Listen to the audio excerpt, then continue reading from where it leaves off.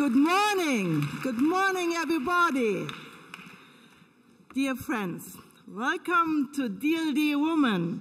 Welcome to the Female Decade. This is our first spin-off of the DLD conference. Some of you know Yossi Vardi and Furtwängler-Burda, as chairman, founded the DLD conference 6 years ago. Marcel Reichert, my colleague and partner here, he is. We do it now since 6 years, and we bring together the elite of the digital world together to Munich, and we had a lot of big shots there. And now I have to ask you, you know, in the beginning you're always a little bit nervous, and you know how it is. So,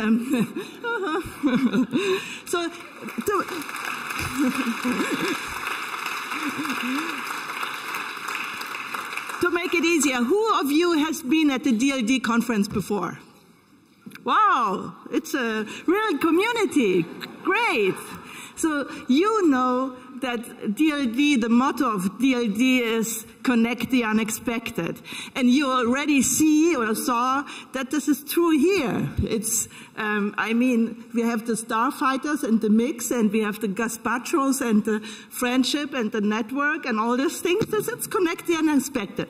And it's also on friendship and surprise. I hope you will experience this the next 2 days.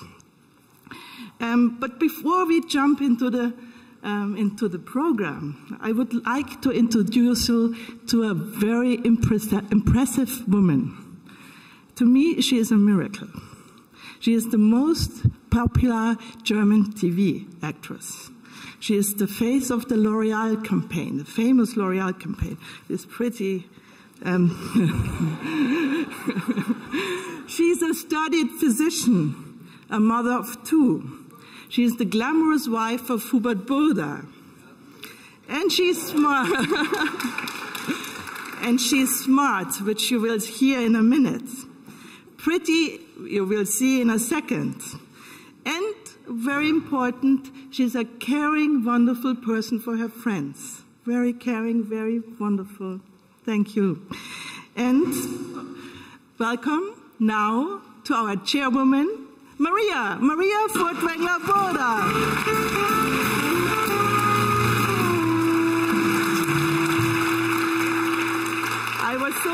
I was so happy when she said she takes over the chairwomanship of DLD conference. Steffi asked me to do so, and I didn't really have the choice.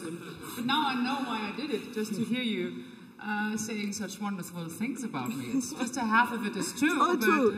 No. And it's really, although I really hated you sometimes, when now standing here, you know, being nervous, holding on to my paper. But on the other hand, I really am very grateful for you asking me to do this job, if I can say so. But no, it's a mission. It's a mission. It's not a job, it's a mission. It's not your job, okay. It's getting harder and harder. But I'm very grateful, Steffi, because in preparation of this conference, I had to dive in the different subjects. I had to read about the biographies of our panelists and guests, and I was already very impressed, and it was already very rewarding. And I'm very optimistic that we, as a group of really unique people, the people I read about, I think we can foster change. And I think we can, how you say in English, set... Oh my God, see, this is my English. This is the advantage, you know, when you're not a native speaker. Wie sagt man, set the agenda? Set agenda? Yeah, for the female decade. I think this is the right mixture, and it's really, I can promise, it's an interesting mixture, and we're going to have very controversial discussions. For instance, we're going to have, I met yesterday wonderful Catherine Hakim. Are you here? Maybe she's getting ready for a conference. Oh, there you are, wonderful. She's just writing her book, Erotic Capital, right? Which is very discussed, and which is about, you know, how important beauty is and what a powerful economic factor beauty is and attractivity, physical attraction is. And on the other hand, we're going to have Susie Orbach, who is going to talk about how much this permanent starving for beauty and for this longing for more perfection in our body has led us into body hatred, into not being able to accept ourselves as we are, and that there's a whole industry who's living on that, a whole body hatred industry the old diet industry, cosmetic industry. So this already is very controversial, and I'm very much looking forward, for instance, to these two panels. And of course, we are going to talk about the female consumer. Female consumers are the biggest next upcoming economic superpower. The growth of the female income is bigger than the growth of the GDP of India and China together. So this is quite an important thing. And more than 60% of the purchases on the internet, is that the way you say it, last year has been done by women. And I'm very happy that we're having Andrew Robertson here, from the CEO and boss from BBDO, who's going to challenge his panelists with his incredible market knowledge. And I'm happy he's here because he really is a super male. Are you here, Andrew? Andrew? He's always late. Huh? He's a little bit late. He's always a little late, okay, because he really brings in a lot of testosterone. And I'm happy that, yeah, too bad he isn't here yet. And yesterday, Graf von Waldersee complained about, listen, there aren't enough women in here, you know, enough men, I'm so sorry, enough men on the panel, and he was complaining, and you're right. I think we only can make a change if we have enough men joining this movement. Could all the men in here just stand up, just to see how many of you here are? Get up, get up. Yeah, give him a warm hand. Yeah, give him a warm welcome. So, for one time, you're definitely not in the majority, but I think, Steffi, we'll have to work on that. We'll have to improve that. So now I have to look on this paper to remember what I wanted to tell you. Ah, yes, and of course we're going, and so it's very brave of you to be here, because we're going to talk about the will of power from women, and there certainly is one. And I'm very happy that the Bavarian States Minister for Family and Social and Labor, Mrs. Gabi Zedelmeier, is here. Where is she? It's not Gabi Zedelmeier, it's I'm to see. It's not Gabi. Frau Hadertauer. In German, it's much easier. Where's Frau Hadertauer, by the way? Hadertauer comes also a little late. Also a little late. Why didn't I come a little late? I would not have had to stand here. And she will discuss with her fellow panelists, for instance, now I better look, Florian de Saint-Pierre, who is a famous headhunter from France, or Antonella May-Pochtler from Boston Consulting. She definitely knows what erotic capital is, and she definitely knows how to use it. I don't know if you saw her. You will see her today. Oh my God. So it is so important for you, for us all to be here to talk about it, because there's no doubt that given the limited resources and given the demographic change, it will show that the untapped and highly qualified female human capital is key to future economic growth. There's no doubt about that. And we are going to look at some of these real big success stories. For instance, the big success story from Sukhinder Cassidy Singh from Polyvore, which is an amazing success story.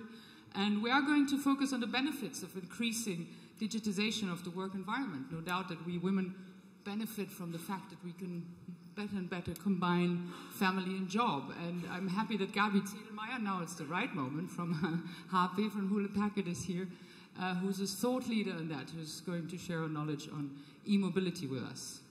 Yet, we of course will also shed light on the fact that still there is an important salary gap between men and women, and that still women are very underrepresented in top management positions. And for instance, in Germany, we're really extremely bad here in Germany. It's like 30% women earn round about 30% less than men for the same work they do. I mean, just figure out, it's like we get paid from January to September, and from October to December, we work for free.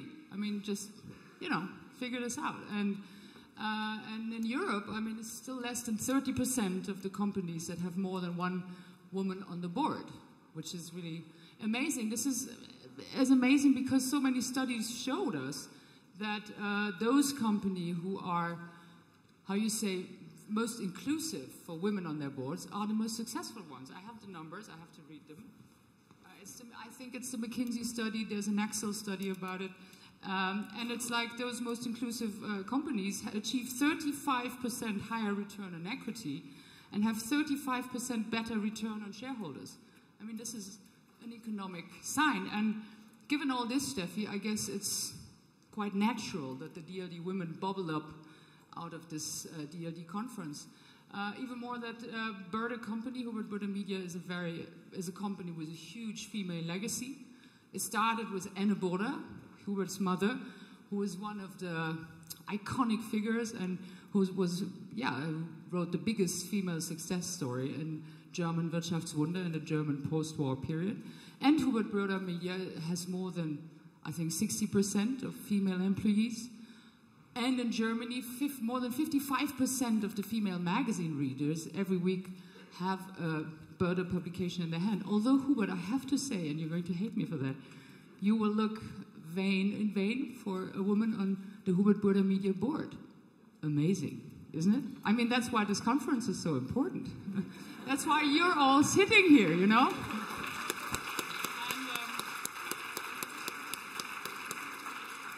It's true. I think we have to change the images in our head and in men's head. And that's why we have to give this stage to powerful, successful women to encourage the fantasy that women can make it. And we do have some fantastic role models here. And I'm really very much looking to have you all here in the next couple of days. We have corporate ones like Mrs. Hendricks and Mrs. Kiewit for DHL, as well as role models in what empathy is concerned. And we have this fantastic social entrepreneur panel, Women on a Mission. It's the final highlight of the DLD. Please don't miss it. There's really amazing female power there. And even though we really fully and rightfully fight for equal recognition, equal salaries, there is no doubt there is differences between men and women. And I'm very happy that we're having here some experts, some scientists, who are really going to tell us which are these differences in the central nervous system, what is the power of the estrogens. And I'm very happy it's not the cliche ones, you know, like women are from Venus, men are from Mars, or like the Brizendine titles like female brain, male brain. It's really down to what is really proven and what is really true. And I think this is very interesting because we are different, there's no doubt. We are submitted of, you know, the cyclic changes and menopause, and men don't have this. So we have to admit some differences, definitely. And I'm happy we're going. And of course, after hearing this, we are going to understand better why female risk assessment is different than the men's one. And I'm convinced that I checked the names, where are they? That Mrs. Riekel and Mrs. Gronert will show evidence that... Gronert? Yeah, right. Mrs. Gronert are going to show evidence that if it would have been the female sisters, the Lehman sisters and not the Lehman brothers, things might have gone quite differently, and that's for sure. And well, anyway, we're certainly not saying women are any better than men, but they are different, and we do believe that any kind of monoculture is no good. It is not, how you say, it is not representing. It denies the variety of opinion and the understanding of the whole picture, and the impact that we can provide here is to make diversity and inclusion an integrative part of our day-to-day living, and I hope this conference will help spreading this message, and I'm very, very, very happy that you came and you're joining us on this journey, and enjoy the next 2 days. Thank you very much. Thank you. Oh, I forgot the artist. The artist doesn't it? Just mention them, yeah. What Maria just said reminds me on one interesting analogy. You know, some of you remember when the early days of the internet, 95? A lot of people said, oh my God, this internet, it's a thing for geeky nerds, leave it to the IT system departments, it's just a timely thing. We know the internet changed our society, our world, and I guess, prove me wrong, that we are on the same tipping point with the diversity agenda today. Most of our colleagues, high-level colleagues, say, oh, let's have built a kindergarten. This is enough done for diversity. They leave it to the HR departments, the diversity issues. They should leave it to the corporate strategy thing. It's an enormous beginning what we start here. The world will be different soon. I think diversity will transform our society as the internet did, diversity management. So, don't forget the artists, Steffi. First, I will mention all the artists, but first, this conference wouldn't be possible if we wouldn't have wonderful partners. We have, let me mention the 7 founding partners. It's Mercedes, it's Ernst & Young, it's HP, it's Nokia, it's Deutsche Post, it's Accenture, and it's Sixt, Regine Sixt, of course. She is great. But not, now we have some brands, but behind the brands, there's a network of friends within these companies. And let me mention 3 of them, because I learned so many things, so many experiences, so many knowledge from them. Without them, the conference wouldn't be possible. Uschi Schwarzenbart, go, please, from Daimler, from Mercedes. If you want to know how to implement diversity management within a huge corporation, ask Uschi. She is really wonderful. Anna Kronert, if you want to know how to make business with this, it's a business issue, diversity. It's not a fun or self-impression thing. It's a business issue. Ask Anna Kronert from Ernst & Young. Please stand up.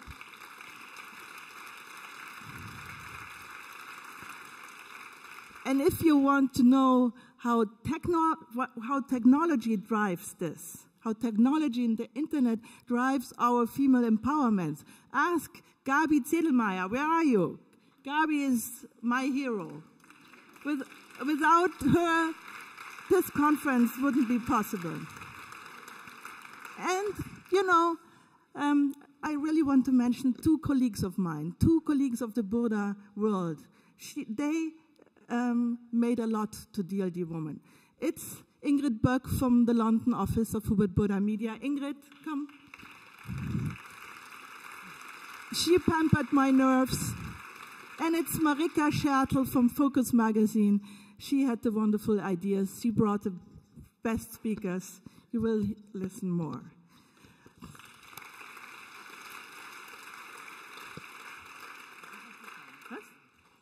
Maria, and not only Maria, we want to mention the wonderful artists we gathered here, because all the business issues, all the technology issues are spiced up by art, as you know. So Paulo Coelho is with us today, wonderful Marie-Jo Lafontaine is with us, and many more. Thank you for coming.